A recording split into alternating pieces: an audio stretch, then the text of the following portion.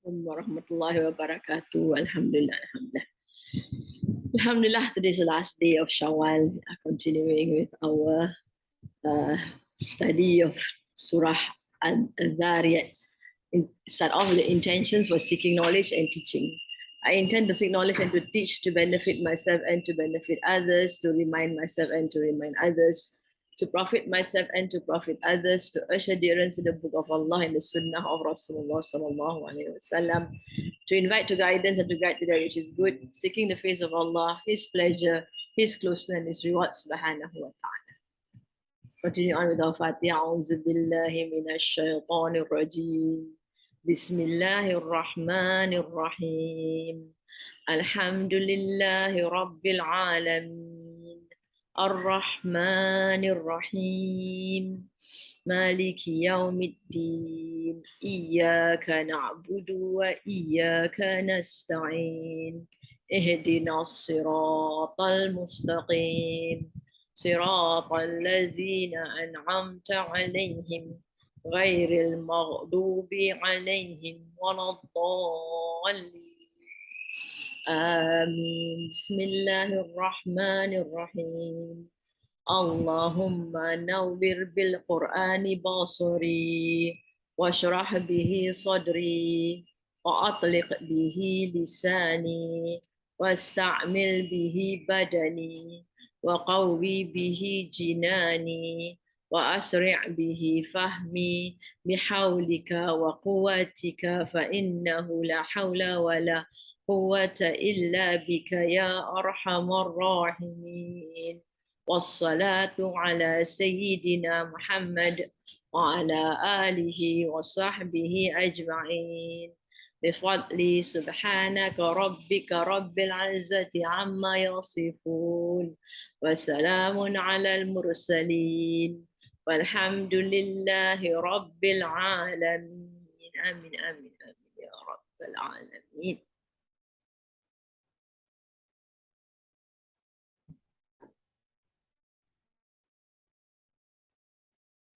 Surah Al-Dhariyat. Alhamdulillah. Bismillahirrahmanirrahim. Rabbi shrah li sadri wa yassir li amri wa halul 'uqdatam min lisani yafqahu qawli. We did verses 1 to 7 in the last lesson. Allah swears by the wind that scatters. We had some differences of opinions on the various verses that we come across. And those clouds bearing the load. And those that glide easily. This one also we have concerning the wind, some say concerning the planets, and some say concerning the ship that's on sail, that's sailing. Then you've got those, then those distributed by Allah's command, and that is of, some say angels, some say wind, right? Bringing the commands of Allah subhanahu wa ta'ala. What they are warned of is most surely true. So Allah swears by 4 items here, right? And remind people that the resurrection is true, the hell is true, the heaven is true, because they are one of the hell and they're not one of the heaven, right? They are reminded beautiful things about the heaven. But the warning is resurrection, end of the world, hell. That's the warning. The judgment is sure to occur. So that's, of course, resurrection. After resurrection, then we have judgment, right? And most surely and must most surely come about. That means definitely it's going to happen. There's no way it's not going to happen. Allah swears by the heaven full of paths. Okay, then we go on to the next swearing, right? And we talk about this word, wabub, right? About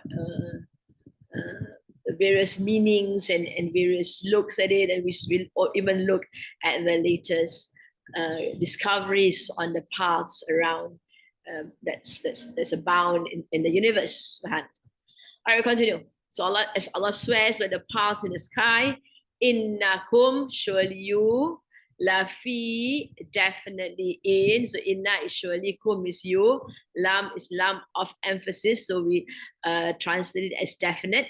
Fi is in, qawlim mukhtalif. Qawlin, a word, a speech, right? Mukhtalif of the khilaf, right? Khilaf, and then you've got ikhtilaf, which is differences of opinion. So mukhtalif. So this is a description, right, of the speech, which is of differing speech. All right, look at the translation. Lo ye, ye is of course you all here. Kum, although the you does not, it doesn't really tell us you all. Allah is talking to all of you here. Forsooth, all right, forsooth is an English way of saying definite, are of various opinions. So this one is differing in speech, differing in words, and things like that. All right, we go on to the tafsir. Innakum lafi qawlim mukhtalif. This oath by the perfectly arranged sky confirms that unbelievers are at variance in what they say and believe. All right, so you can see here is perfectly arranged sky. Then, so this is a different look at the various paths of the sky, right? And mentioned in a different way. But basically, Allah has great powers and might in the way He arranges the items, whatever elements are in the sky. Their stand is shaky, lacking roots and foundations. That is what it is. You're always having differences of opinion, different things are being said, right? So it's the truth is that they do not have strong foundations. People may abandon belief at will or stick to it if they wish. So because of their lack of faith, because things are being, there's lots of differences of opinion, there's a lots of ideas being thrown here and there. So sometimes it becomes quite rather difficult for people to stick to their belief because they get very confused or they just give up on it or stick to it if they wish. So that's what's happening. There is no general agreement or coordination as to its validity. So everybody is arguing, everybody is not in understanding with each other. This is also slowly happening, creeping into Islam, and that is a very sad state where there's lots of differences of opinion. That is why we as Muslims are taught by Allah subhanahu wa ta'ala in our Fatiha to seek help from Allah subhanahu wa ta'ala from being the dallin, those who go astray. And you go astray, thinking that you are right, but actually you are not right. And we hope that we pray that we are not among the dallin. Right? Ghadab is a different thing. And we ask Allah to protect us from being two things. Two states of maghdub. Maghdub are those who incur anger by their actions, by their outright disobedience of Allah subhanahu wa ta'ala. They know it's wrong and they still did it. Right, so that is maghdub. But the dal, they don't really know. They thought they are right, and then they are actually not on the wrong path. And sometimes we as Muslims, we see different factions of Islam, and with the Wahhabis and the Salafis and then the Shiites, and we keep on seeking Allah's help, that Allah will keep us on the right path, inshallah. That is why we ask Allah to keep us ihdinas siratal mustaqim, to keep us on this path that brings us up right to Allah subhanahu wa ta'ala, a path of perseverance and dedication to Allah subhanahu wa ta'ala. And we say alladhina siratal ladhina an'amta alayhim. We know that this is the path where we would be blessed with lots of joy from Allah subhanahu wa ta'ala. An'amta alayhim, that you give us lots of joy, right? Lots of good. All right. The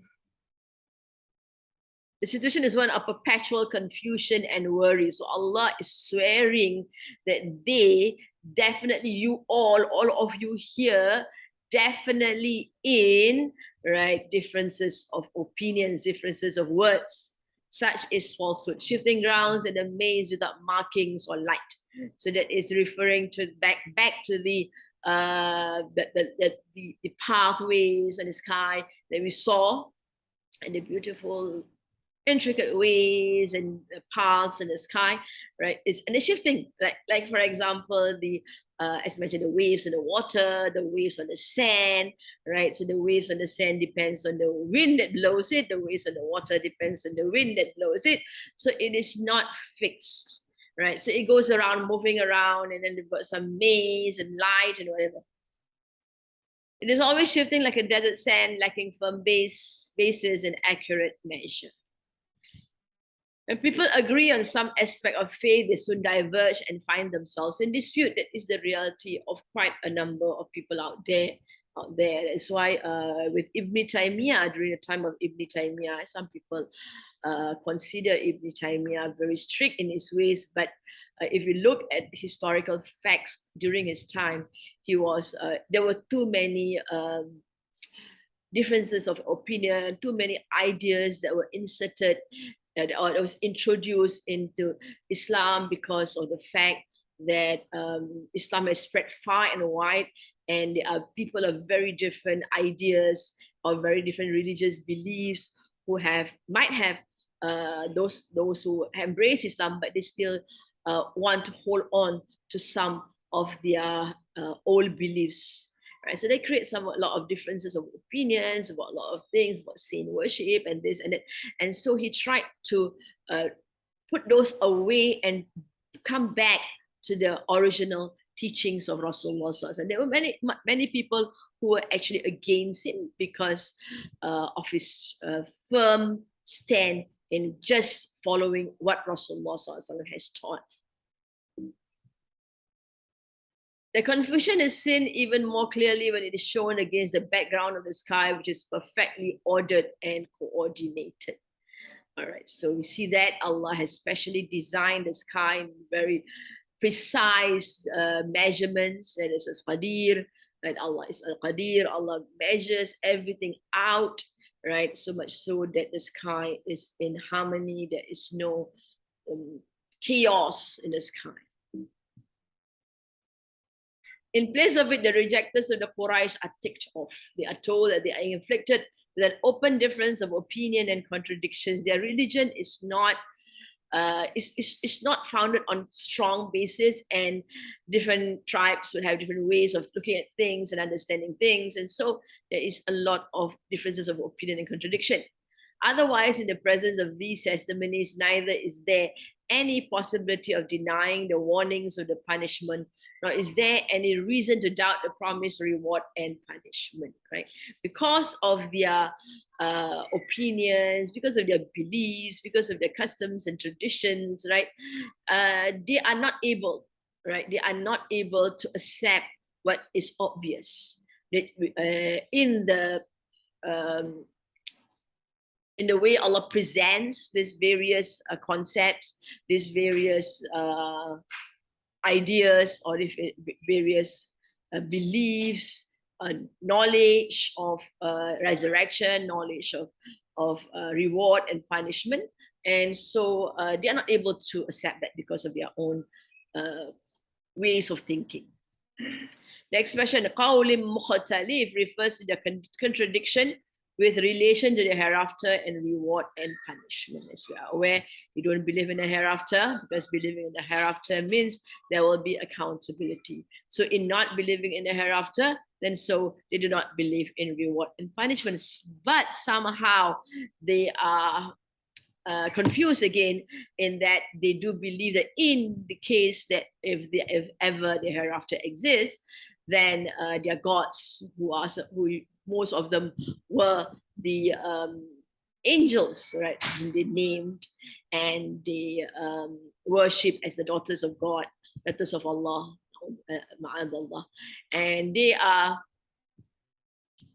So they thought, they hope that in the next world, these angels will actually intercede for them and make things good for them, because they have been praying to the angels. But all the disbelievers openly denied the hereafter. Together with the deniers, there existed a group of hesitants who did not openly reject it. They only regard it to be improbable. So somehow they don't reject it. They sort of, maybe it's there, but maybe you're not going to believe in it. Chances of it happening is not really very strong. We can see that it's quite impossible to give life to the dead. All right. Similarly, there existed a large group among them who did not regard the hereafter to be improbable. They reckoned that their matter will be resolved in the hereafter through the help of their deities and intercessors who will save them through their intercession. So you can see there's three main groups, right? First, one group, completely denial of the hereafter because they don't want to be accountable for anything they do. Second group, maybe it exists, but not so possible, right? Because it's too many things that would prevent it from happening. Would prove that it's not going to happen. The third one is, yeah, it will happen, but our deities are there to protect us. So we have no problem about that. This group, on the one hand, acknowledged all the attributes of Allah, which were his obvious and essential attributes, and which necessitated reward and punishment. On the other hand, they either had doubts about the obvious consequences of these attributes or denied them. So they are not really believing, right, in the attributes of Allah subhanahu wa ta'ala. They are aware of it, right? They have been, of course, fed by the Quran and been, sort of made, the beliefs are there, right? Because the Quran has been around for about 11 years, not the whole Quran, of course, right? We've got here the 67 verse, 67 surah. Big numbers of surahs out there, and large, some of them also very, very, very big surahs with big, with 200 odd words and things like that. And so they have been sort of, I'm not going to brainwash, but they have been told again and again about these various attributes of Allah subhanahu wa ta'ala. So they are, but still they don't want to be in a really strong faith in it. They still put some doubts to it. So it is to this contradiction and confusion of theirs which this verse refers to. So this verse is talking about these various aspects of contradictions and confusion. The purpose is to tell them that what the Quran is informing them of is it is an obvious reality of this universe only if they allow their minds to think correctly and not unnaturally hinder this thought process. All right, so that's what it is. Whatever is the reality is obvious. Allah has presented this case very well to those who can think, right? Allow their minds to think correctly and not be hindered by their own thought processes, which causes them not to be able to accept the truth from Allah subhanahu wa ta'ala. All right, we continue. Yu'faku, yeah, there's a he. Yu'faku, afaka, he is deluded. All right, this is passive. And this is fi'il mudari, now rafa state. Anhu, from it. Man ufika, whoever is deluded. Ufika. Ufika is deluded. Yu'faku anhu man ufika. He's made to turn away from it who is himself averse. This is the word averse. Averse means hate. We will look at how they explain afaka here. All right, let's continue. Yu'faku anhu man ufika. The Arabic word ufik designates turn away from. Consequently, it is applied to lie, which entails deviation from the straight path. All right, so that's how it is explained, right? It originally it means to turn away from. So here it is applied to turning away from the truth. So when you turn away from the truth, you are in a state of lying because you are saying something which is not the truth, which is not the truth, because the straight path is the truth, and to deny the straight path is lying because you are saying you are going against what's the truth. Likewise, the plural noun mu'tafikat is applied to different winds, right? We have that word there. Taking into account the point that the preceding verses treated of resurrection, it may be said that the contextual meaning of the blessed verse makes a reference to deviation from such beliefs, such belief.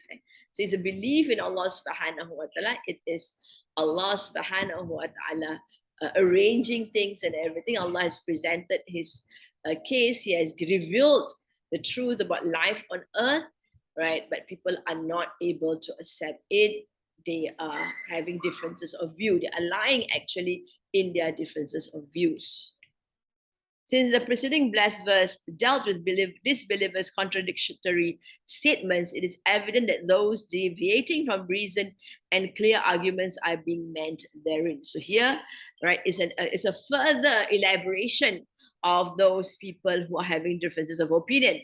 They are actually lying, right? Among them, yufaku anhu man, right, and lying.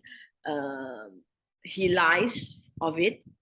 Right, whoever is in a state of lying or in a state of not wanting to accept the truth. So that's why we have that translation as averse. Averse means against the truth brought by Allah subhanahu wa ta'ala, even hating the truth brought by Rasulullah sallallahu alaihi wasallam. Thus, the contextual meaning of the verse refers to those who deviate from belief in resurrection owing to turning away from logical arguments and the logic aiming at seeking truth. All right, so that's what it is. It refers to those who deviate, who move away, who turn away from the belief in resurrection. Resurrection is a problem to many people. Many people, human beings are just not prepared to have this thing called resurrection. Most of us human beings are content with just living on earth. Now, some people are good, some people are bad, some people are very beneficial to others, but they don't want to believe in the next world, because in the belief of the next world, in the belief of resurrection, there's more to it than just being good.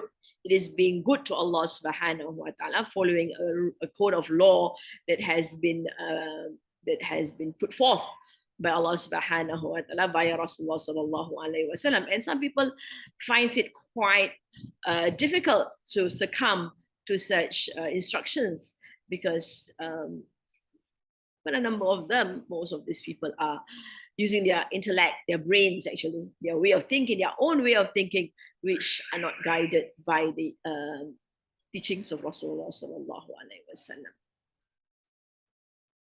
All right, so it's logical somehow.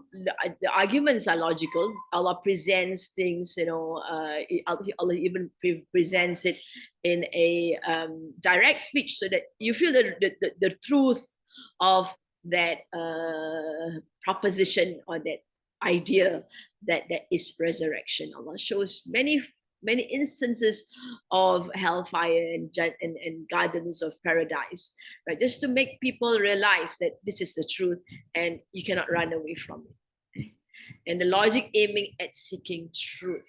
So they have moved away from that, from belief in resurrection, owing to turning. So they disbelieve in resurrection because they turn away from logical arguments and logic aiming at seeking truth. So whatever logical arguments by Allah subhanahu wa ta'ala are being rejected. However, deviation may reflect refusal to acknowledge the truth, including the Holy Quran, divine unity, the Rasulullah sallallahu alaihi wasallam's prophethood, resurrection, and divine guardianship of the infallible imams, referred to the number of traditions.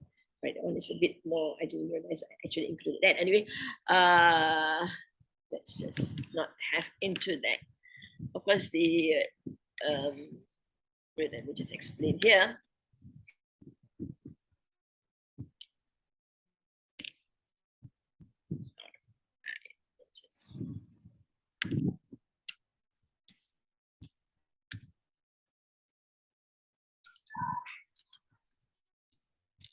These are the main core beliefs in Islam brought by Rasulullah sallallahu alaihi wasallam. Believe that the Holy Quran comes from Allah subhanahu wa ta'ala, which they are in denial of, although they can see very strong points in the Quran that points to the fact that Rasulullah cannot be the writer of this great book. And divine unity, that is also one of their problems, is that they prefer to have other gods. They believe in Allah, but they want other gods to help them, to make them feel good that they could actually, turn to these gods. And of course, they got lots of rulings on these gods we saw in Surah Al-An'am, which are self-created, and there are differences of opinion again.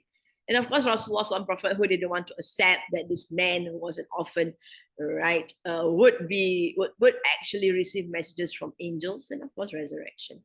But the part that I removed is there's a differences of opinion there, so I prefer not to include it.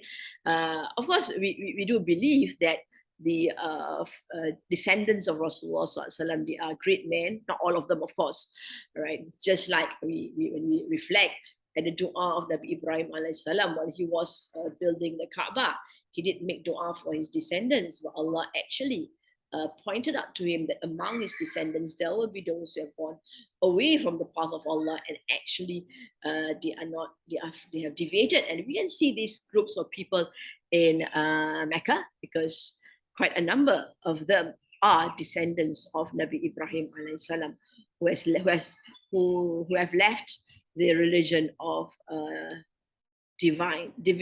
one God. They do have Allah as their main God, or the God who creates, but they need to give partners to Allah to somehow soften their or make them feel good about things, right, and do things differently. All right, so that's resurrection. Resurrection would be to be raised up again. I was talking about the imams. So the imams are, but these are the Shiite because the one is the infallible imams. Yeah, most probably infallible. Allah knows best their state, and they have got having divine guidance. Might have some opinions of some differences of opinions there, because when you talk about divine guidance, you might think some would think that they still receive messages from Allah subhanahu wa ta'ala via the angels, which is not possible because Rasulullah is the last prophet of Allah subhanahu wa ta'ala. There will be what you call firasat, where they have given some kind of notion of things, right? And by Allah, divine revelation. But it's not a revelation per se as being a prophet. Yeah. We have said Umar radiallahu anhu having that kind of pre-notion and premonition, right, of things. He could see things beyond the normal sight. Like, for example, we have him while he was giving a khutbah, right, and he could see, Allah showed him actually, Allah removed the screen, it's called a hijab, right, and he could see that the army, the Muslim army that was attacking one of the frontiers, right, are in danger. So he actually called out to them, and they actually heard his voice, and they retracted and they reorganized themselves, and eventually won the battle. So this is what they call firasat, which is gifts to people who are pure Muslims, who are pure in their hearts, very very dedicated to Allah subhanahu wa ta'ala. And also a number of them have got dreams and things like that. They are very pious people who are blessed with some knowledge from Allah subhanahu wa ta'ala. The question of resurrection is indisputably involved here. So the main thing is resurrection, which is something not everyone is in favor of, right? When Christians are concerned, they settle their resurrection by saying that you embrace Jesus and you are safe, right? So there's no problem about being hell or fire, hell or heaven. So you are safe because you embrace Jesus. Yes, there's resurrection, but we'll be safe anyway because we embrace Isa as the Son of God, or whatever their beliefs are. But the Jews are concerned, they used to believe in resurrection. Most of them actually believe in resurrection, but they believe that because they are descendants of prophets, so, well, even if they go to hell, it's going to be a few days. Never mind, it's okay. Right, so they do believe in that. But later years, quite a number of them have slowly denounced the occurrence of resurrection. It's like the Arab Quraysh, right? Initially, of course, they were from Nabi Ismail. Right? They are descendants, most of them are descendants of Nabi Ismail, who of course taught the end of the world, as mentioned in Surah Al-A'la. بل تؤثرون الحياة الدنيا, rather they choose the life of the world. والآخرة بل تؤثرون الحياة الدنيا والآخرة خير وأبقى, while the next world is good, is better and everlasting. إن هذا لفي الصحف الأولى, this is in the book, the early book, صحف الأولى, صحف إبراهيم وموسى, books of Ibrahim and Musa. So it shows us that the books of Ibrahim had books which we don't have access to, but in the books of Ibrahim, it is said that the world is not forever and everlasting. We got the next world to look out for, or to work for, right? And that's in the books of Ibrahim and Musa. So there's no question of it being not present among them, but along the way, the idea of resurrection is just too frightening, right? So we prefer not to be resurrected so that we don't have to be accountable. For us Muslims, we believe in the promise of Allah subhanahu wa ta'ala, that if you do well, if you're obedient slaves of Allah subhanahu wa ta'ala, then inshallah we'll go into heaven by the mercy of Allah subhanahu wa ta'ala. All right. The surah goes on to state that the disbelievers are deluded about the major question of the life to come. Their opinions are without a firm or true basis. They argue and dispute about a clear question of truth. There is no doubt about the presence of the hereafter, as Allah has mentioned, that He creates the world. He didn't create the world for play, right? There is a reason for creating the world. If there is the world, then there is another world. It is the hereafter.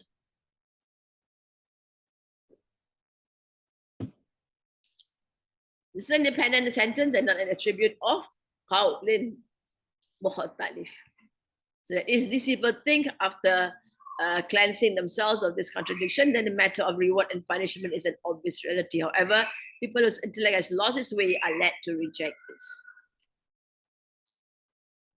So what it means is that they need to remove this various concepts, various ideas, that various differences of opinions, lots of contradictions, right, in their way of thinking. If they can remove that, then they can see it for sure that this is the truth, right? Reward and punishment is not a lie, it is the truth. But they are not accepting it, so they are in a state of lie because they didn't reject the truth. So because their intellect has lost its way, in reality, right, what happens is that when the human being is blessed with intellect by Allah subhanahu wa ta'ala, but most times, right, if you look around, you realize that why people reject the ways of Allah subhanahu wa ta'ala is because of their desires. So basically what happens is that their desire gets the better of their intellect. That means the intellect is not in control of the desire. The desires are in control of the intellect. And so they move away, they reject because the desires reject such ideas and concepts. Right? So that's the reality of a lot of people out there. And why they reject certain laws of Allah subhanahu wa ta'ala, because they felt that it's not really suitable. The word ufika means to lose weight, and the word man ufik refers to a person who has lost his senses. So this is actually an allusion to the established practice of Allah stated in فَلَمَّا زَاغُوا أَزَاغَ اللَّهُ قُلُوبَهُم. So when they went astray, Allah led their hearts astray. فَلَمَّا زَاغُوا أَزَاغَ اللَّهُ قُلُوبَهُم. Surah As-Saf. Many other verses Allah has mentioned, when they decided to follow their impulses, right, they actually will be wandering that in blindly. They will be wandering blindly. All right. Yes. All right. So that's what it is. Right? And we follow our desires, and then we can't think rationally. We move away from the path of Allah subhanahu wa ta'ala, and Allah leaves them to stray. In other words, when people did not properly use their senses, the Almighty, according to His law, made them lose their senses. You don't want to use it, then you lose it. As a result, they're not even being able to see what is being borne witness to by every nook and corner of the universe. So there's witnesses, there's enough evidence around the universe, and Allah has brought to our attention all these, and even swear by all the various elements of the environment, the wind, the clouds, the sailing boats, and the angels, of course, we can't see, and then the skies, but people who are not able to use their senses are not able to see.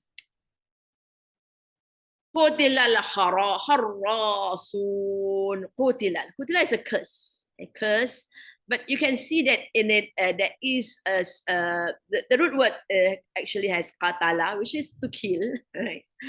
So it is to curse you die, like kind of thing, Harrasun. Now this is a word which we are not familiar with as the word liars. So we have been learning quite a lot of words recently. So the translation says, "Cursed be the liars." All right. So Kharasun is a liar in some sense, but we are quite used to the word kadhaba, kadhibin, or kadhibun. Right. That's our normal word that we use for liars. But we have a different word to look at here. Qutil al-harrasun. Qutil al-harrasun.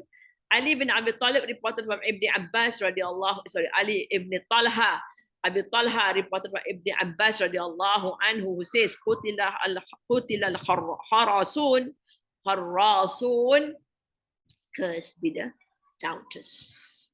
All right, not so much liars, but the doubters. Basically, they doubt the truth, so they are in a state of lying to themselves. All right. You can see this one is harasun, this one is harasun. It's different structure, but meaning is almost there. Mu'adh radiallahu anhu said similarly, during one of his speeches, he said, destroyed be the doubters. Qatada said, Al-Harasun are the people of doubt and suspicion. The sentence also meant to scold and rebuke them. So to tell them that they're going to be in trouble, right? They're going to be, they are cursed to die, right? Because they are in doubt and in suspicion of what is obviously true, right? And so, as mentioned, they are in a state of lying to themselves, in themselves denying what is true and being suspicious of what is absolutely true. These people indulge in conjecture a lot and have stopped using their intellect. For this reason, they are not able to understand the arguments drawn from the world within man and from the one outside him, which the Quran is directing their attention to. So the Quran brings man to the world, outside the world, right? Things within himself, the plants, the animals, and all these things are brought to mind, but they are not able to relate to it. In fact, one day it will become evident to them that the very support they took from speculation to deny the truth was a real reason for their doom, right? So they are denying the truth, and with supposedly, where they are concerned, good reasons to deny the truth. They deny whatever is being presented. At times, there are, of course, moments where they actually knew it was the truth, but they are not able to accept the truth because of their indulgence in their various desires. The word harasa means to make an estimate. Something, a mere speculation about it was circulated. So that's the real meaning of harasa. So it's not so much lying, right? But more of, when you speculate things, you might not be in the truth. And it was, so the more important and far-reaching a matter is in the life of a person, the more has the Almighty made arrangements for its understanding and comprehension. So here, what is important in our lives, the really, really most important thing in our life is to understand that our life is not all about living on earth. Our life, we live life for the next world. So we are people of the next world, because we do.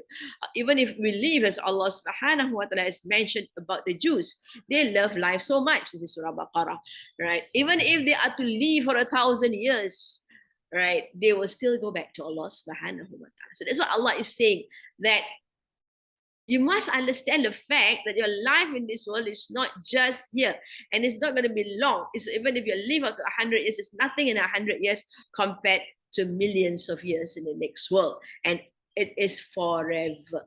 So if you are being told this, right, there is this life after death, which is forever, do you want to take a chance on your life after death by not doing the right thing in this world, by not obeying Allah subhanahu wa ta'ala, when you know that Allah is your God? And this is referring to the Quraysh, who knew Allah was God, and that the message from Allah is obviously clear, right? Clearly truthful, but they are not going to accept it. So because of Allah's concern for us, He wants us to enjoy His mercies. And one of the reasons why Allah created mankind, besides to be His slave, is to experience the great mercies of Allah subhanahu wa ta'ala. And the mercies of Allah subhanahu wa ta'ala in reality lies in observing the guidance from Allah subhanahu wa ta'ala. That's where you will be blessed with lots and lots of mercies from Allah, because of your obedience to Allah subhanahu wa ta'ala. Yes, Allah is Ar-Rahman. Allah gives lots to those who doesn't believe, who doesn't pray to Allah subhanahu wa ta'ala. You know, He is, that's why it's called beneficent, gracious in the translation, in the English translation, because if you are gracious, people are bad, you are still good. It's called graciousness in life. But merciful is a different thing altogether, and that is the Rahim, which Allah mentions with in Surah Fatiha, to remind us that if we put an effort to be obedient slaves of Allah subhanahu wa ta'ala, the rewards from Allah is just so immense. And of course, the ultimate reward from Allah subhanahu wa ta'ala would be Allah placing us in Jannatul Firdaus, in Jannah, right, for that matter. So because of that, Allah subhanahu wa ta'ala made arrangements for His understanding and comprehension. And He has sent, as we know, 124,000 prophets. Of course, these prophets, not all of them are Rasuls. Of the 124,000, we've got 313 Rasuls, Rasuls are those who bring the message to the masses. And as we are aware, these Rasuls will be sent down when the corruption is just too great, right, among the masses. Of course, our Rasuls end with Rasulullah Sallallahu Alaihi Wasallam. So the question might be, how is it that we are still in a state of really bad corruption? People are so corrupted with, with atheism, with LGBTs, with cruelty abounding in many places. Why isn't a prophet sent? Because the message of the Prophet ﷺ is valid at all times, and the ulama among of the ummah of Rasulullah ﷺ, they are likened to the prophets of Bani Israel for the role that they played in establishing the word of Allah subhanahu wa ta'ala. So it keep on coming up again and again and again, right? We see, as Rasulullah has mentioned, at the beginning of every century, there will be a mujaddid. A mujaddid is one who revives the faith. Okay? So Allah takes care of that. Allah takes care of His book. Allah takes care of His religion, inshallah. And, we can see in the West, people like lots of people out there, like Hamza Yusuf, we've got Abdullah Farooq, we've got Yahya Rodders, we've got Shoaib Webb, all these people with profound knowledge bringing Islam, right, to revive the beautiful teachings of Rasulullah Sallallahu Alaihi Wasallam. He has left only those matters to estimates and conjectures which have no specific importance as far as the consequences are concerned. So there are real concerns here, but instead of really being concerned, they actually decide to just put it aside as forms of estimates and conjectures, right, which are not going to bring them much, and it's going to cause their doom, actually. Matters which are important, which have far-reaching consequences, on which depends the well-being and salvation of a person, has not been left to estimation and speculation. In truth, people who are intelligent, people who are very focused, right, they know that when something is important and has got far-reaching consequences, they would not want to put it away or to let it be in a state of estimation and speculation. Right? What does that mean? Like, for example, all right, and this is a worldly example. We are worldly people, so not really easy for us to go into the next world. When we were young, right, we are aware that we study hard, we work hard, right, we will we'll achieve good results, and then we would, inshallah, get a good job and things like that. So there is far-reaching consequences to our earlier struggles in life, right? We do not leave it to chance. We do not leave it to speculation. We work hard for it. And those of them who have gone up high and has succeeded in this world. But of course, in the next world also, we took a look now again at the next world, right? We know that the next world is there. We know there is accountability. We know there's going to be judgment, right? So you do not leave it to estimation and speculation for your life in the next world. Work hard for it, right? That's what we call delayed gratification. But of course, in this delayed gratification is a strong belief in us that if we work hard in this world now, we would be blessed with lots of good in the next world. But these people are not. They are not. They are leave it to estimation and speculation. He has made them conclusively evident from all aspects that man is not left with any excuse to deny them. Speculating in such matters is as if a person in a dark night puts off the light the Almighty has provided him, and while closing his eyes, tries to find his way through mere guesswork. So that's what is the picture depicted is quite good. It's very good here, right? He's given the light, right, to find his way, but he removes the light, he closes his eyes, not wanting to see any truth that comes along the way, right, and try to find his way by guessing the path that could be right. The most important matter for a person is his faith. For this reason, the Almighty has not left it ambiguous from any aspect. All right. He has guided him from various directions towards the right path, so that no possibility of any error remains. He has implanted signs in every part of the heavens and the earth, which guide a person to the right path. He has blessed him with eyes which can see the signs if he only cares to use them. He has given him intellect which understands or can understand these signs if he only tries to properly benefit from it. Besides this, the Almighty has innately blessed man with all those inclinations and motivations which are essential to keep a person continuously vigilant in making him adhere to the right path and combat dangers and difficulties. So it's in us. Right, this is a conscience in us, right? As Rasulullah has said, that we are in the straight path, right? This path with walls, right? And the walls, there are doors with curtains, right? As we move along the straight path, this is our Sirat al-Mustaqim. If we move along the straight path, we hear lots of sounds outside, right? Through the curtains. And then if we peek, it might just be interested or be seduced to peek through. And we pick through and we might see things which seems to be rather joyful out there, and you might just leave the path to indulge in whatever attempted us. And at times we realize that those temptations are useless and we would come back. That's when we tawbat. Tawbat means to return to Allah subhanahu wa ta'ala. Ya tawab, always accepting those who wants to return. So we return. As we move along this path, there is a monitor. As we open the curtains and we look out, we sort of get excited or tempted by them. There is this in our hearts which tell us, no, stop it, don't do it. And that is our conscience. And also at the end of the road, that there is this call, right, telling us move straight on, don't divert, don't digress, don't leave the place.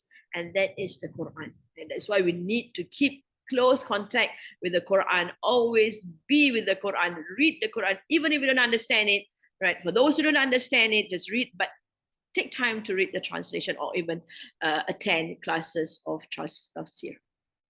So that's what it is. So the most ultimate arrangement made by him in this regard is that through his prophets and messengers and through the books revealed to them, he has fully made clear the right path as well as the provisions needed to tread this path. Even after these diverse arrangements made, he does not benefit from them and instead uses his conjecture and whims to find some other path to tread, then this clearly means that he dislikes light and wants to wander in the darkness. That's what it is. So that is the har. The word is used to actually dwell into the states of minds of the human being, not lying only, but going into conjectures and estimations and not being really focused on the truth of what their life is all about. Alladhina hum fi ghamratin sahun. Alladhina, those whom they. So fi is huruja, ghamra is heedlessness, sahun, neglectful. Right, those who are neglectful. Sahun can be a human. It's an ism, of course. Right, ghamratin also ism. You can see can't find any fi'al here. Alladhina is also ism, hum is ism, fi is haruf huruf. Ghamratin sahun. This is stressing a lot that this is the people they are. Those people who are liars, those people who invent things, right? Have turning away from the truth. Well, they are heedlessness, neglectful. Who are in a gulf of ignorance, neglectful. So translation has a gulf here, which I've made some research on the word ghamratin, and I actually ended up in putting the word in heedlessness. It's not my word, of course. I'm not an expert in translation, but looking at various translations, I've chosen this particular translation to be here. All right, we'll continue. Alladhina hum fi ghamratin sahun. Alladhina hum fi ghamratin sahun. So those they in heedlessness are those neglectful. All right. So Allah, those here refers to those people who are making estimates and conjectures and finding ways of turning away from the truth and denying the truth, right? So the word ghammaratin means abundant, bottomless water that is like deep, deep, deep, deep, deep, deep, deep. All right, bottomless water. You don't have bottomless water. Huge depths of water, but it also refers to profound ignorance encompassing men. All right, so they don't have much knowledge, right? They are not able to comprehend things well, right? Especially when you talk about ignorance of Allah subhanahu wa ta'ala, denying various aspects of the powers and the mights of Allah subhanahu wa ta'ala. And that was what they are arguing against, is that how can we, right, as in Surah Yasin, when they showed Rasulullah the bones, right, they say, who is the one who's going to bring life to these bones? And they take the bones and they crumble the bones in front of his face. These crumbling bones, how can it come to life? Allah subhanahu wa ta'ala taught Rasulullah, قُلْ يُحْيِيهَا الَّذِي أَنْشَأَهَا أَوَّلَ مَرَّةٍ. Qul, say, will give life to it, the one who originated it the first time. So there's no argument there. Right? Nothing to say. الَّذِينَ هُمْ فِي غَمْرَةٍ سَاهُونَ. Some people are in the habit of gossiping based on their surmises and conjectures, aiming to create doubts in others. So basically, they talk things, they talk about a lot of things, but this, whatever they say, are not true things, right? There are things which they sort of figure out, they come to various conclusions on their own, only to create doubts in others. This is very, very, very obvious among the elites who feel threatened, as we are aware. Those who are opposing the prophets in the various stories that we have gone through are those people who have a position and status in the community, and they saw the message of the prophets, and usually they are corrupt and mischief makers, and they saw the message of the prophet as an attempt to stop them from doing what they were doing, which they felt was good because they are in a state of progression where they are concerned, a state of luxury and happiness and joy and so on. And so they don't like these prophets who seem to be stopping them from doing things which they are enjoying themselves. So they find ways and means to create lies, finding guessworks and things about what the message is all about, right? For example, we've got Walid ibn Mughira, right? Father of Khalid ibn Walid, in Surah Muzammil, he actually was so disturbed by the words of the Quran because he knew it was true. He was one of those people who knew it was true, but he couldn't accept it because of his position among the Quraysh. And so he was trying his very best, racking his brain, in fact, finding ways and means to describe the prophet, to give the prophet a bad look so that people would not accept the Prophet.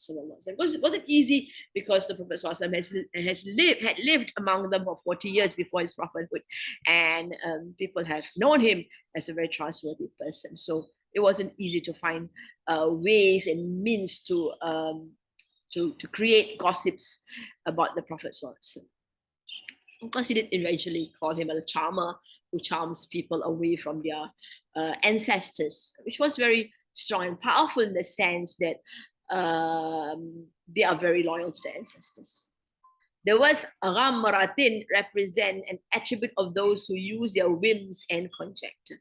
So they are immersed in that state of being obsessed with their lusts and trying to destroy any kind of message that goes against their lust.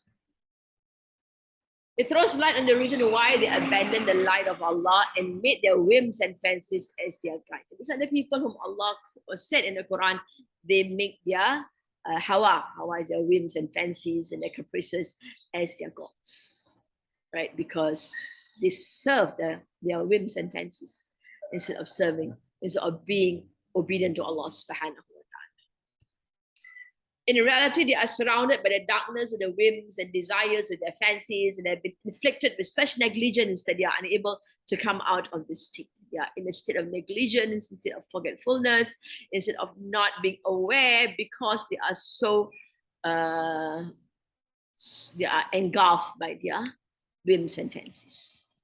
The word sahun refers to the darkness of one's base desires and greed for this world. So at the end of the day, it is the reality of why they oppose the prophets of Allah. Right? Their base desires has confounded them, has plunged them into darkness, and they cannot see light because of their base desires. And their greed for this world. This word expands on the first and shows the continuity of their negligence. There have been, so that is why some translators put it as a gulf, because in some sense, as we saw, the meaning of the word Ramratin was, it means a deep, bottomless water, abundant, deep, but bottomless water. But a gulf would be that. If we talk about a gulf in the sea, right? A gulf of Persia, a gulf of Mexico. Deep waters, right? So they are just lost in that deep waters. That's why translation sometimes put this kind of words, to make us try to make us get the actual meaning of the words that are being used by Allah subhanahu wa ta'ala. These words are very interesting words that are used in the Quran, because it actually stirs the imagination or the interest of the Quraysh, who are very, very interested in beautiful language use. And Allah did use in many, many ways languages which are words which are just so profound and has an exact meaning to it. That is why just depending on translation alone might not be a good idea. And it does help, yes, at least you have some idea of it all, but we should not go into speculating what the verses mean. So we need to actually move into tafsir to further understand the message of Allah subhanahu wa ta'ala. They are being gripped to such an extent by these things that they do not want to come out of them. If someone tries to wake them up from this slumber and tries to inform them the reality, this weighs down heavily upon them. And in order to keep themselves assured, they try to rely on the most baseless of supports they can lay hands on. That's the reality. As we go through the Quran, when Rasulullah present cases, they will reply like this. And of course, the stories of the prophets, the previous prophets also, these are all very, very, very obvious that they are not willing to accept the message of all the prophets because the message is a threat to them, threat to their livelihood where they are concerned, threat to the honor and respect that they were enjoying. The people of Quraysh, they were enjoying that respect because they are considered to be the guardians of haram. That's when Allah subhanahu wa ta'ala sends down the Ila for Quraysh to remind the Quraysh that they are in the state of people having respect and care for them. The fact that they can travel up north safely for their trade missions and down south safely for their trade missions is because of Allah subhanahu wa ta'ala. And so the instruction given to the Quraysh was فَلْيَعْبُدُوا. So then, because you are in this good state, right, you are being respected, you are being honored. Why? Because you are all guardians of the Kaaba. Why are they being honored and respected? Because the other tribe members, as they move up north to Syria, they will come across many tribes, some gangsters, some dakus, some bandits and whatever along the road, highway robbers, whatever. But they won't dare touch the people of Mecca because for fear that they will not be allowed to do their pilgrimage to Mecca. So it is Allah who has blessed them with that kind of love or the kind of respect and honor that others have for them. And so they are safe. So that's why Allah says, فَلْيَعْبُدُوا رَبَّ هَذَا الْبَيْتِ. That is why you all must worship the Rabb of this house. And that is Allah subhanahu wa ta'ala. And they know it because the house is called Baytullah, which of course is the house of Allah subhanahu wa ta'ala. Rabb of this house, worship him. فَلْيَعْبُدُوا رَبَّ هَذَا الْبَيْتِ الَّذِي أَطْعَمَهُم مِّن جُوعٍ وَآمَنَهُم مِّنْ خَوْفٍ. The one who has fed you, أَطْعَمَهُم, fed them from hunger, وَآمَنَهُم مِّنْ خَوْفٍ. Two important needs of the human being. Without this, people cannot live life well. Right? First, food. Without food, that's it, life's going to be difficult. And with fear, He is the one who freed them from hunger. Ju' is hunger. وَآمَنَهُمْ مِنْ خَوْفٍ, and give them peace from fear. From being in a state of fear. They have no fears whatsoever because Allah has provided them in that sense. Right? They are guardians of haram. Khawf. People who live in fear, no matter how rich you are, if you are living in fear, right, fear of death, fear of all kinds of fears in life, your life is just still not good. You don't have that joy and happiness and tranquility in life. Lots of fears in life. So the verse shows them to be totally unaware of anything around them as if they are excessively drunk. They cannot see for themselves something that is very clear to anyone with a sound mind. They're immersed in ignorance and produce unfounded words and excuses each and every day in order to evade the path of truth. To justify their denial of the truth, they find ways and means, right, to block the truth from themselves. And also, they not only block it from themselves, but they go all out to stop others from embracing the words of Rasulullah sallallahu alaihi wasallam. Those who have embraced Islam were tortured and were severely forced, right, to leave Islam. And of course, those people are very patient, and Allah eventually gave them way out of the bad state they were in. Trust in Allah is very, very important. All right. Let's recite and recall. وَالسَّمَاءِ ذَاتِ الْحُبُكِ إِنَّكُمْ لَفِي قَوْلٍ مُخْتَلِفٍ يُؤْفَكُ عَنْهُ مَنْ أُفِكَ قُتِلَ الْحَرَّاصُونَ الَّذِينَ هُمْ فِي غَمْرَةٍ سَاهُونَ. All right, we continue on to the next one. Yahja'un, they slept. Yahja'un, 17, they slept. Haja'a. It's a very different word again. In fact, this is the only word used in the whole of the Quran, and it means they slept. And again, we're going to look at it. Why is it not the normal word naum, which means to sleep? Yas'alunaka ayyana yawmuddin. Yas'alunaka from the word sa'ala. Sa'ala means to su'al or to ask, right? And yas'aluna, the ya and the waw nun is fi'al mudari, and it is of course rafa state. They keep on asking, yas'alunaka ayyana, when? Yawmuddin, day of judgment, right? This is not day of resurrection. Yawmul Yub'athun is day of resurrection. This is Yawmuddin. The word Din is payback day. That payback day, of course, we call it Judgment Day. And we have this translation in our Fatiha, right? Maliki Yawmiddin. Maliki Yawmiddin. Malik, king of the day of judgment. Yawmuddin, right? We know it's an off structure because Yawmu here is Rafa. Of course, there's no tanwin there. And a Din is in its jar state. All right, when is the day of judgment? Right? They keep on asking. This is what Allah says. This is what their question is. When is the day of judgment? Right? They're not asking this somehow. Why are they asking this? You don't believe in it, but somehow they keep on asking. It is not a question that seeks information, rather it is an expression of doubt and denial. Basically, in this question, there is lots of mockery inside. When will it come? You say so much, you talk so much about it. When is it coming? That's my question. When is it coming? I want to know when is it coming. I don't want to hear what you say. I want to know when is it coming. In order to shut the mouths of those who are informing them of reward and punishment, they would inquire from them about its whereabouts. Okay, you talk so much, they tell me when it's coming. They would ask them when it would appear. The question encompasses rejection, making fun, and showing haste, all three things on their part.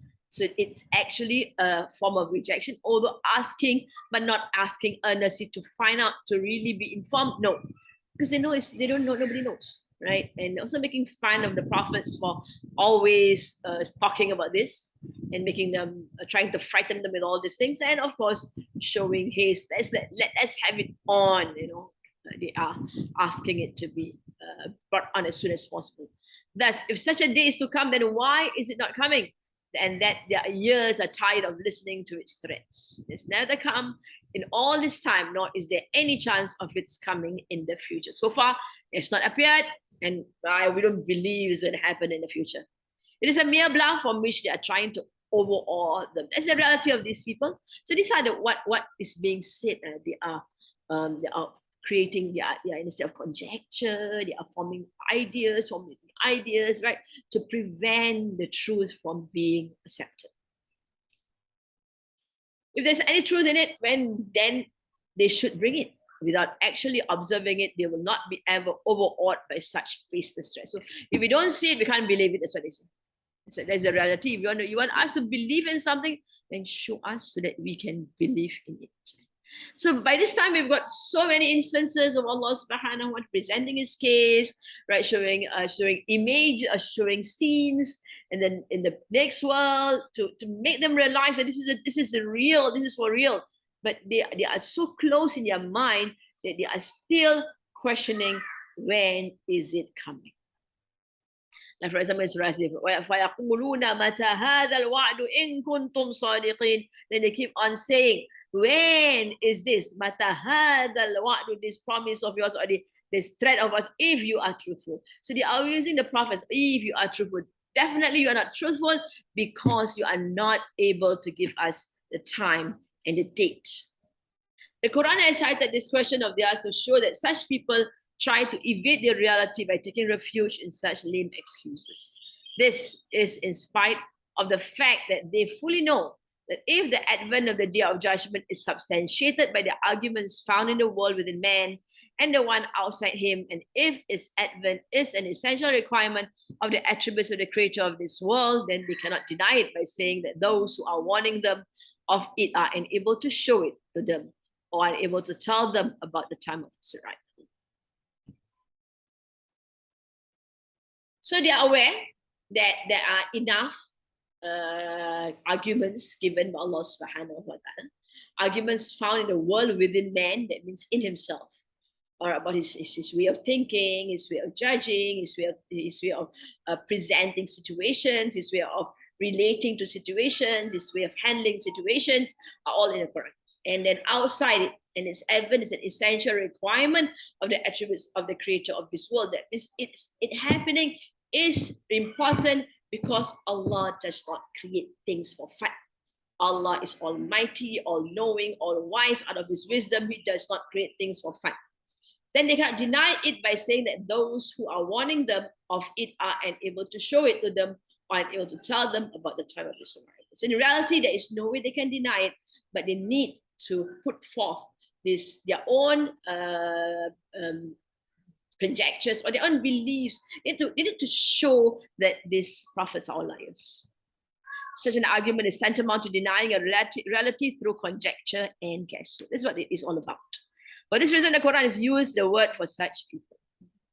So these words are being used against them. Allah is saying that they are keeping on asking, whereas they know that it is not possible for the prophets to tell when it is. And the prophets have said in Surah, I think in Surah, we've gone through all these surahs, when the prophet says, I don't have any power to do anything. However happens is what Allah wants to happen, right? If he decide it, I cannot stop it. If he wants something to happen, I cannot get the riches of the world for myself. I cannot stop any harm from happening to myself, right? He cannot do it. Like for example, we have stories of Rasulullah sallallahu alaihi wasallam, right? While he was in Mecca, while he was in a state of sujood, he was praying to Allah subhanahu wa ta'ala. We know that he went to Mecca, to Kaaba, to pray to Allah subhanahu wa ta'ala. And as he prayed to Allah subhanahu wa ta'ala, one of these Quraysh leaders came down they throw entrails on him, right? And it happened, it occurred. Allah allowed it to happen.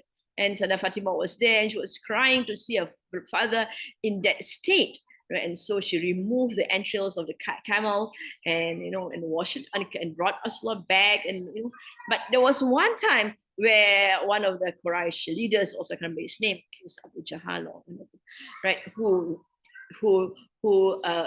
arrogantly said that he would, while Muhammad is in the state of sujood, I'm going to stab his head, right? And that Allah didn't allow. So if Allah doesn't allow it, Allah doesn't allow it. He can go down. He went there. Right, he was about to stab in the head of Rasulullah, and then Allah sends a hideous monster to attack him, and he ran away, and he was just in a state of fright. So Allah decides out of his wisdom and his knowledge. Yawma hum ala nari yuftanun. A day, yawma, a day, they on the fire, they are tested.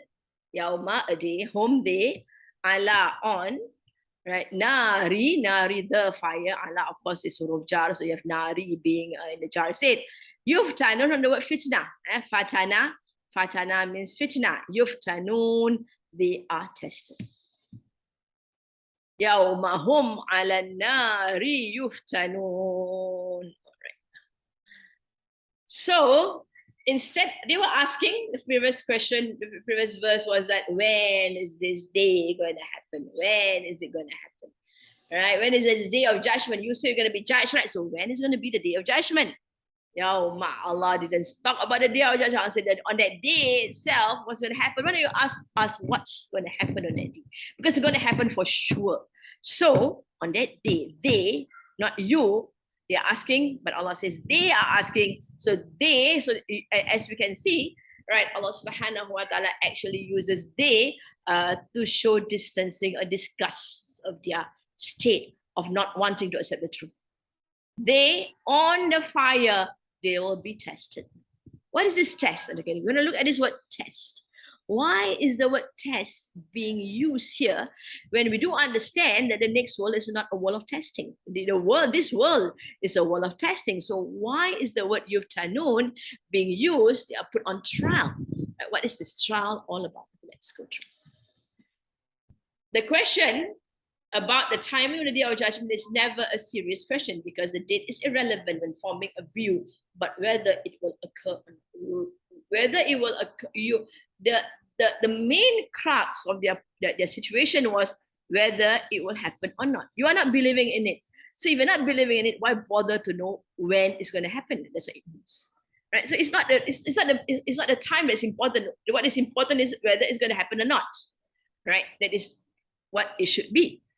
The fact is that people ask about timing only when they want to make fun of the matter or when they have no argument left to counter the views. That's the reality of the states of these people. They just have no other argument about it. That is why instead of commenting on the question, instead of answering the question, which is of course absurd to answer the question, the Quran has described what they will be facing on the day, which is more pertinent to them than knowing its timing. Right? So Allah says, yes, it's going to happen. So subtly, Allah has replied to them that it's going to happen and this is going to happen to you on that day of resurrection. Fitna, in taste your fitna, right, is a reference to the punishment of the fire they'll be thrown in, as well as the cause of their punishment, that is the temptations that make them disbelieve and adopt evil behavior. Now the word fitna, and then later on we'll see also, comes from fatana. Originally, it means to smelt gold, right? Smelt gold, and when you smelt gold, you heat it and you boil it. You know, gold is one of the metals with a very high temperature boiling point, right? To melt gold, that means it boils. It boils. After it boils, the scum. Gold is not completely pure, although it's one of the lower end metals. It doesn't combine easily with other metals because it's a weak metal in that sense that it's an unreactive metal. I'll call it weak. It's an unreactive metal, so it doesn't combine with oxygen easily, and that's why we can make gold.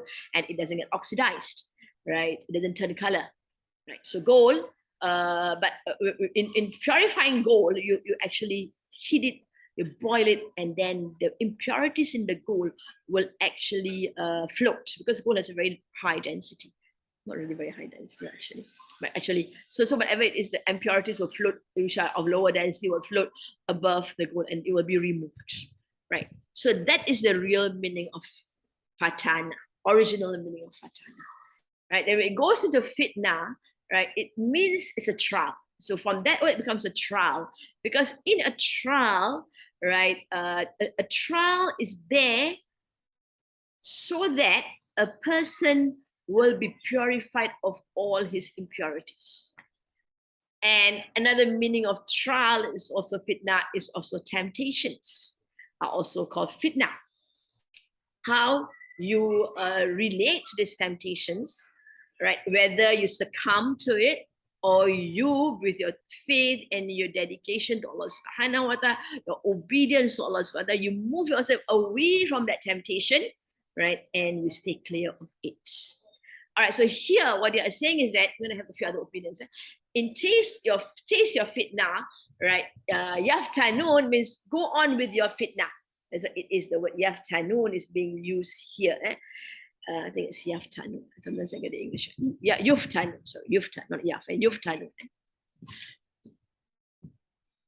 So that means go on with the fitna. You are in that state of fitna. So yuftanun, if it looks at the first meaning, then it will be fire. They are being punished and thrown into the fire. We look at the second meaning, that these are the temptations of the world that you succumb to that causes you to be in a state of denial of the truth. Hence, that's it, you're burnt there. Then you are with what you have been tempted. That means you are tempted to disobey Allah. And in the next world, you are in the fire because of the temptations that you succumb to. Thus, they will be made to realize that the punishment is the natural result of their slavery to the temptations that caused them to reject Islamic faith and its teachings. The word fitna gives two meanings here.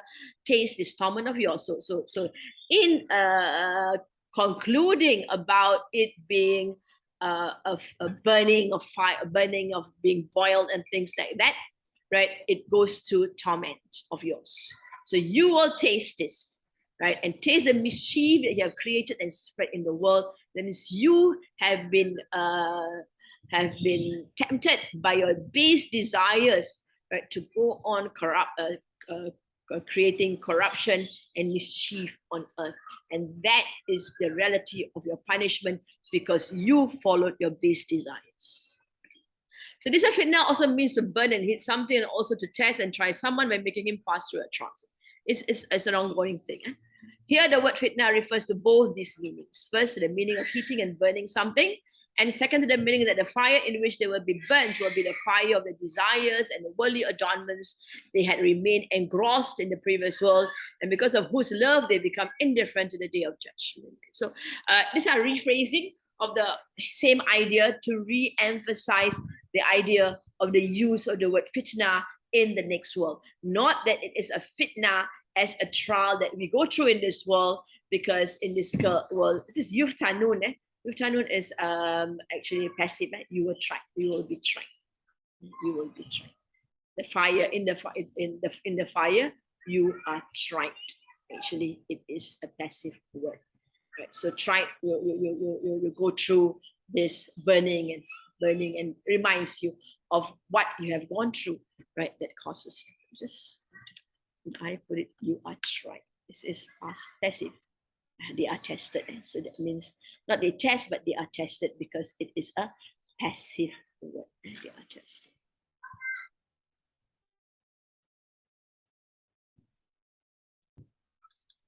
All right, so that's it. Dhuqu, taste. Fitnatakum, your trial, right? Or your tests that you have gone through, your temptations in this world that you have lost out to. Hada, this, alladhi, that. All these words we are familiar. Kuntum, you will be with it. Tasta'jilun, from the word ajala. Ajala means to hasten, right? With it, you hasten, or by it, you are hastening. With it, by it, you're hastening. Ta is the you here. Now you are hastening because of the kuntum here. It becomes past continuous. And you were hastening. So the you still continues from the kuntum here. You all. Dhuqu fitnatakum. Now it goes into talking to them, right? You yourself, right? A second person. Dhuqu, taste. Fitnatakum, your trial or your temptations. Hada, this, that. Alladhi kuntum, you will be tasta'jilun. That you were hastening on this effect of you succumbing to your temptations. Dhuqu fitnatakum, taste your temptations or your trials. This will be said admonishing, chastising, humiliating, and belittling them. This is what you did, right? You you went for those great temptations of the world. You succumb to the temptations of the world, right? You get indulged in all the temptations of the world. You neglect the laws of Allah subhanahu wa ta'ala. You prevent, you stop yourself from submitting to the laws of Allah subhanahu wa ta'ala. Now you taste what you have done all this while in this world. Now they may taste a trial and acknowledge the truth thereof. هذا الذي كنتم تستعجلون. This is that you were of it seeking to تستعجلون, seeking to hasten. Then was emphasized to them that they were asking for the punishment to be meted out, right? Then you say, when, as if you want it to happen now, is it? Allah is allowing it to take time. Allah is giving you time, reprieve, so that you can consider the various teachings of Rasulullah Sallallahu Alaihi Wasallam. We've seen many of them actually converting to Islam along the way, right? After Mecca, after Medina, after Rasulullah migrated to Medina. Quite a number of them who were in Mecca who were not believing actually came to Medina to announce their belief in Allah subhanahu wa ta'ala. That you have people like Khalid ibn Walid. Khalid ibn Walid was very staunch against Rasulullah Sallallahu Alaihi Wasallam. He was the one who actually overturned the victory of the Muslims in Uhud when he, as a great general, a very young man at the time, general, he saw the loophole. He saw the archers leaving their positions, which Rasulullah has told them never to leave. And that is when he went around back and attacked the Muslims, and where many Muslims were martyred. Right. And he went later on after that, he came back and became Muslim. So we have Khalid ibn Walid, many of them actually, because Allah has given them time. They thought about it, they think about it, and they realize that this is the truth which they cannot reject anymore, especially after his father passed on. His father died in Badr, and that's why he was all out to revenge the death of his father in Uhud. But eventually he realized that there is no way he can deny this truth. That is why Rasulullah in one of his conversations with a friend of Khalid ibn Walid in Medina, he was actually asking about Khalid ibn Walid. How was Khalid ibn Walid? And they had conversations, and Rasulullah says, the man is a very intelligent man. He should become a Muslim. So when this was brought forth to Khalid ibn Walid, he knew it. He cannot reject the faith anymore. And he converted. So that is what the time frame is given for them to think and accept Islam. Now they are in the midst of the reality of the indulgence in the various temptations. That is when they were right. They were so into all the various temptations of the world, the various so-called things that give them joy, give them respect, give them honor, and they don't want to live it, and they are trying to find ways and means to denounce the truth of the message of the prophets. So this is what you have been asking for. This is what you're going to get. A quick scene showing the miserable end is the most fitting answer to that question that sought no information. This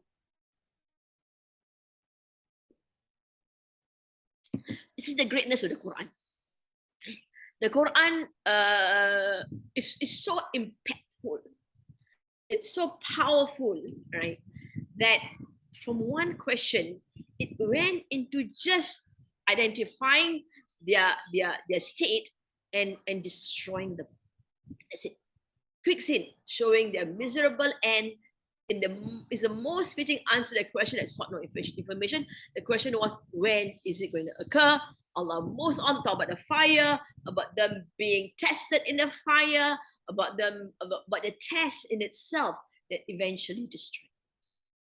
This powerful scene of their end contrasts with the state of confusion that plagues their lives. Moreover, it confirms that Allah's invocation of their death is fulfilled in a most terrible way. So once it is called, the death is called, and the death is they're going to end up in a terrible condition in the next world. So when Allah calls on their death, that's it, the death happens, and they're going to be in a terrible state.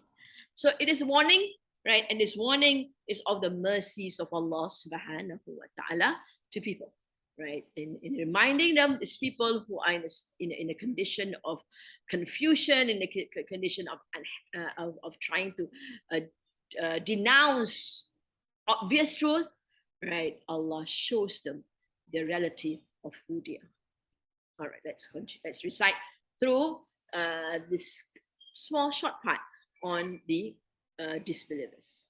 يسألون أيان يوم الدين يوم هم على النار يفتنون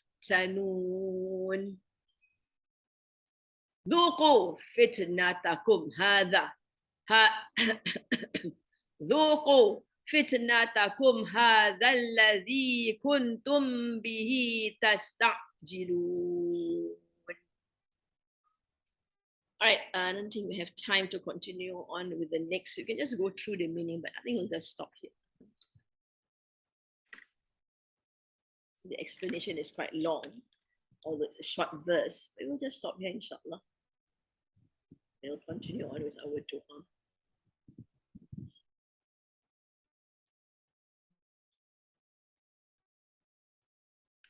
And with our dua. اللهم ارحمنا بالقرآن واجعله لنا إماما ونورا وهدى ورحمة اللهم ذكرنا منه ما نسينا وعلمنا منه ما جهلنا وارزقنا تلاوته آناء الليل وأطراف النهار واجعله لنا حجة يا رب العالمين اللهم أستودعك ما علمتني فردده إلي وقت حاجتي إليه فلا تنسينيه يا رب العالمين.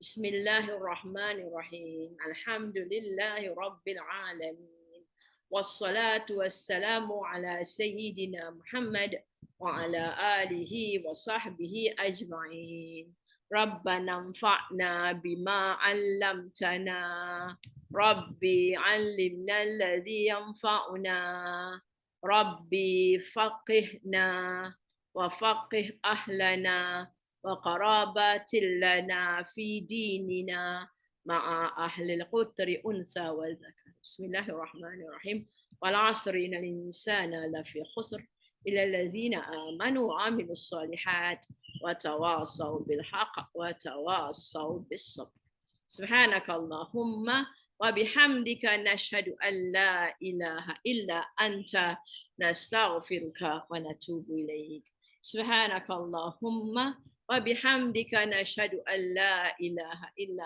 أنت نستغفرك ونتوب إليك سبحانك اللهم وبحمدك نشهد أن لا إله إلا أنت نستغفرك ونتوب إليك السلام عليكم ورحمة الله وبركاته.